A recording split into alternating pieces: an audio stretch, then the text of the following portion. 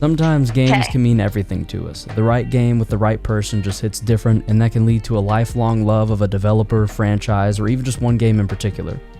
The same can be said for food, and while comfort food is a topic of frequent discussion, we don't often discuss our comfort game or games and why we choose them. What I want to know is, are comfort games universally similar in vibe and title?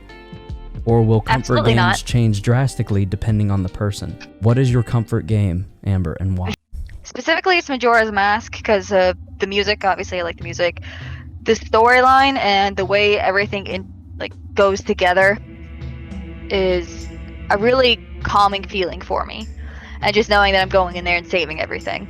It's also something that it's been a large part of my childhood, so playing it again just brings back all the happy childhood memories of just playing on the weekends with my grandpa. And screaming a lot. Screaming. That's less on the comfort side, but it's still there from the nostalgic memories, or like an interpersonal connection. It hits that lonely vibe. Same with Animal Crossing. That's another comfort pick. Only the OG one though. Gotta preface that. The one for GameCube just hit that feeling that all the other ones have just paled in comparison to emulate. What was the title for that one? It's just Animal Crossing. Oh, just, okay. No New Horizons or New Leaf or anything. No. It's Animal Crossing for the GameCube.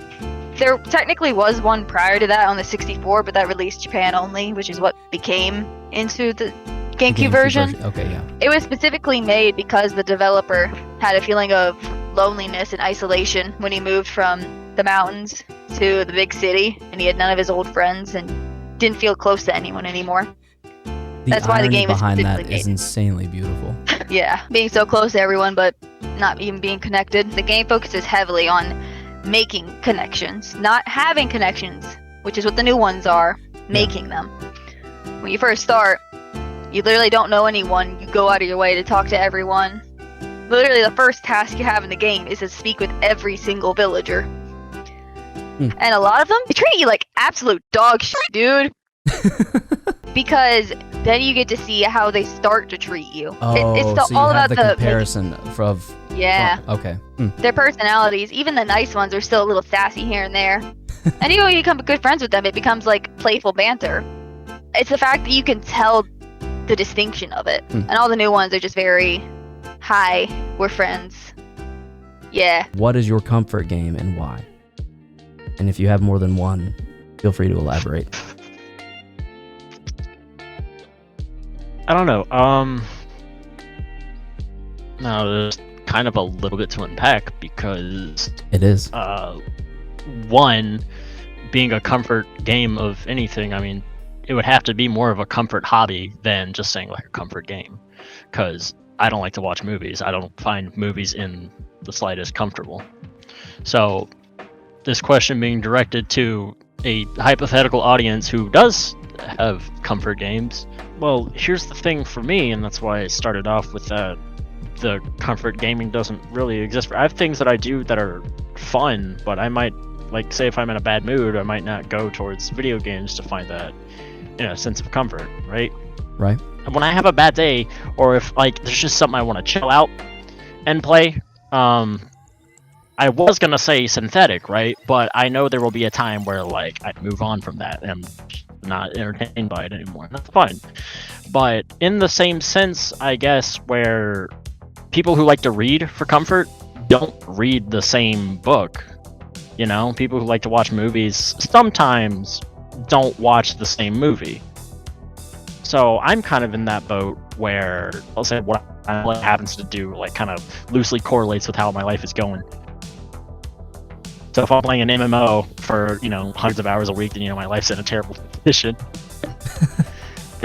In the same vein that I'll play the game that, like, I'm currently working through, just like someone who's reading a book works through that book and moves on to the next one. But I find the hobby of playing video games themselves to be the comfort. Only because, since it is such an immersive medium of entertainment where you are an interactive, you are an element to how this medium of entertainment functions.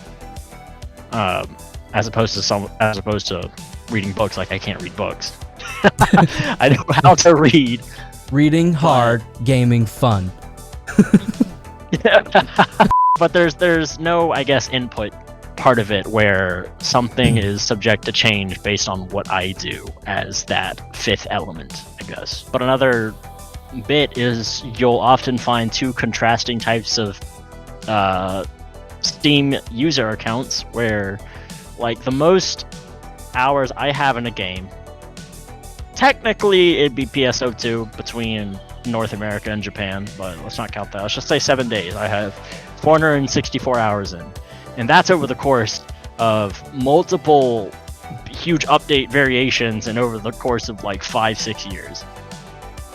Right? And then there's other people who have their comfort game, maybe like CSGO or TF2 or Terraria, where they have thousands of hours.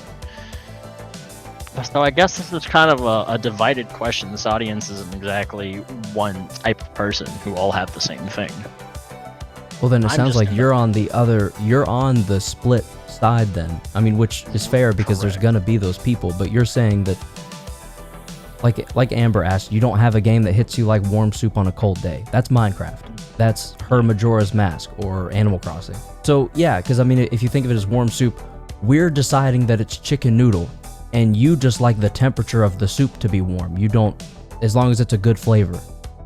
Yeah, I guess that's the way to put it, yeah. No Man's Sky on PS4, I would definitely be playing, like, almost every single day afterwards around the time I was, like, working in a dish pit. So, you know, it sucked. But chilling out, and this is in the winter when it was raining, too, chilling out after I got all dried off and settled in, and playing No Man's Sky, that was a comforting experience, I suppose. But also, on the flip side of that is, like, Doom Eternal or Monster Hunter. Those games, like, they let me kind of, in a way, turn my brain off, or at least pretend that the real world doesn't exist. That was only for that time. Because eventually, once the novelty or you've seen everything that you need to see wears off, reality starts creeping back in. And you gotta start caring about bills and responsibility and chores all the time. So for you, the most comfortable game is the one that distracts you the most? At that time, yeah. That's right. Well, yeah, I was gonna say that as that would change with each game and each new experience, because obviously, it's only going to distract you so much for so long. Okay, yeah. Good answers. What is your favorite comfort game and why? That's actually a very difficult question for me because I don't usually go to games for comfort. I usually go to them for like stimulation.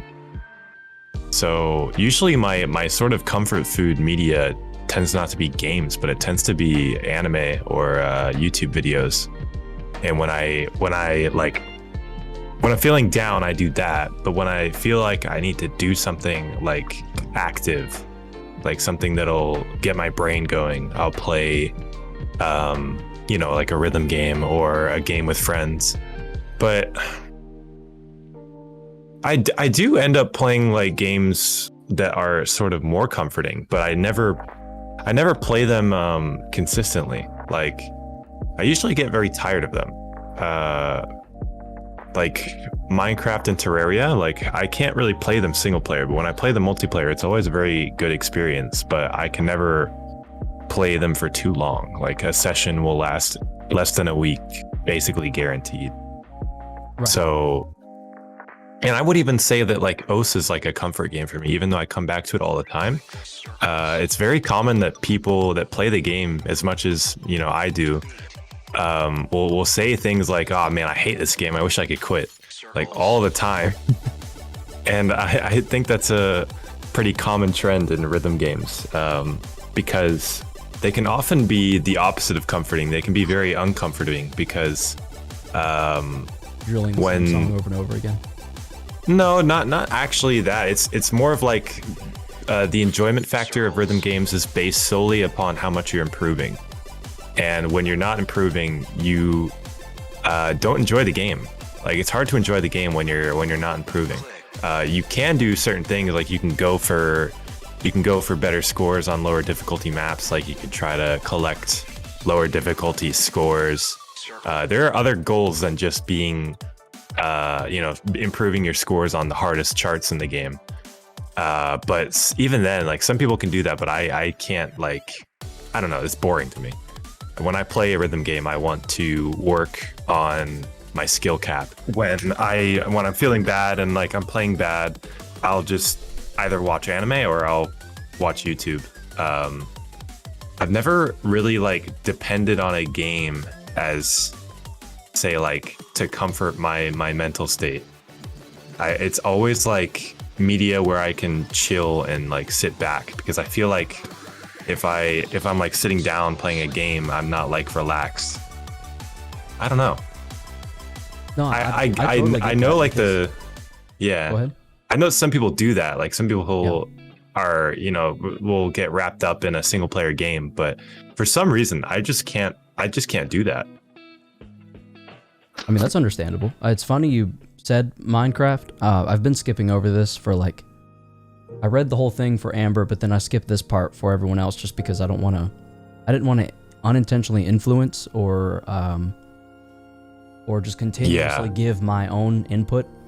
But I said mine would probably have to be Minecraft. If you played, the reasons are fairly obvious, given the ambiance created by the music and laid-back nature of setting up shop and mining away in search of your next diamond. I think in general, sandbox games are very good for it.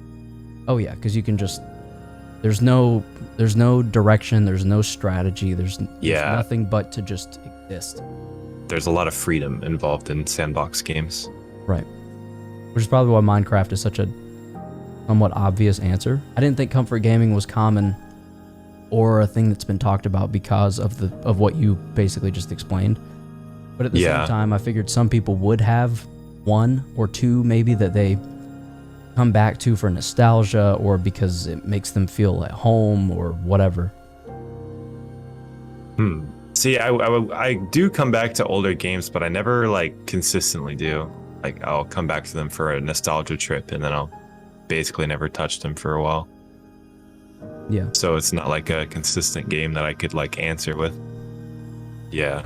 Because Dakota's was the act of gaming itself. So like Dakota was different from everyone else in his answer, and you're on the opposite end of the exact same answer because he didn't have a particular game. The act of gaming itself was comforting to him. Yeah. Like you guys are like literally opposite sides of the same coin. What is your comfort game and why? Fallout New Vegas. Easy. Ooh, As soon good as one. you said developer, I have gone and bought every single Obsidian title they've ever made after playing Fallout New Vegas. I love all of their games. They are, in my opinion, one of the best companies. And I'll continue to support them through and through. I think they make some of the best titles there are. I like the answer. I always like to come back and play New Vegas every so often and download a bunch of silly mods and make it look 10,000 times better. And honestly, strangely enough, I hope they never give it a remaster because I think a remaster would do that game a disservice. It would take away from what the game really was, which was this gross pile of mess that was honestly hoisted up by its community. See, those are like the exact answers I'm looking for, because that perfectly sums up like what's so great about you don't like your comfort game because it's perfect or incredible or was well received by critics and the public alike. Exactly. It just hits the spot. Like It does. It's like a whose- good whose bowl of soup comfort- when you're sick. Oh. Amber used the same analogy. But yeah, man, I mean, well, right back at you. Same question. What's your favorite comfort food game? So I'm a basic bitch, so it's Minecraft. Oh yeah. It's a good one. No, I can respect it because I Yeah, mean, it's- Minecraft's always gonna have a special spot in my heart. It's one of I those, can- it's like, it's the least controversial answer I could give. And I feel bad for that in a way, but also it caught me at like the perfect time when I just had so much free time I didn't know what to do with myself. Mm-hmm. So I smacked a bunch of digital blocks. No, I can respect that. See, I still remember when I first heard about Minecraft, and I went over to my cousin's house for the week. Their friend on the block, He had Okay. a computer in his room. And it was this crazy shit. We were like, none of us had ever seen a computer in a room before. It was always family computers. None of us had played games or anything like that. Yeah, so like a gaming And, computer was like a new concept. Oh, yeah. It was like, what the heck? We all gather up around his computer and he's showing us this new game and it's crazy. He's like, oh, check this out. And there's like there's zombies trying to survive the night. None of us knew how to make them survive. It was like, I think 20 kids sitting around a computer in this small room. And that night I went home and was like, Mom, can I buy Minecraft on your like old laptop? And she was like, how much is it? You know, it was at the time it was like $5 or something like that. Yeah, And probably still in beta. dude, creepers weren't even in the game. Oh yeah. I remember still like not figuring out how to like make anything, but being so scared of the zombies that I just blocked myself into a stone wall. The best part of that game was the lack of instruction and a book telling you how to do everything. Amen. It was like, That was my honestly, favorite part, because when my cousin introduced me to it, I was like, well, how do you play? And he goes, I don't know yet. I was like, well, that doesn't sound fun. And he was like, that's the whole point. I've just been figuring out as I go. It doesn't tell you anything. You just do it. I was like, oh, I mean, it sounds like the think Wild West. it's going to sound really cheesy, but one of the biggest things about why our generation, or the kind of the 2000s-ish generation, is growing up so creative and so, you know, so many people are into art and stuff like that, is because of the amount of creative freedom we had with things like Minecraft or Sims or that, you know, that's just kind of same general feel where you could do pretty much anything in these games to your heart's consent pretty much. And I think that was a huge part of how creative people are nowadays. Because, I mean, I get it. Sometimes you just want to turn your brain. You don't want to try to learn something new or, you know, focus on a No, new you just wanna series or something. Play or watch what's familiar. You already know the story beats. You already know what's going to happen or what's supposed to happen, but it's the fact that it's happening that way that's welcoming or warming. In conclusion, as you heard, it may not even be one game in particular, but rather the act of gaming in general that brings some people comfort. And in other cases, it's not gaming at all, and that's okay. It's the escapism found in only focusing on the task at hand, a task that typically has little to no bearing on your life outside of that experience. That being said, what is your warm soup on a rainy day? Your comfort game. As always, stay frosty and stay humble.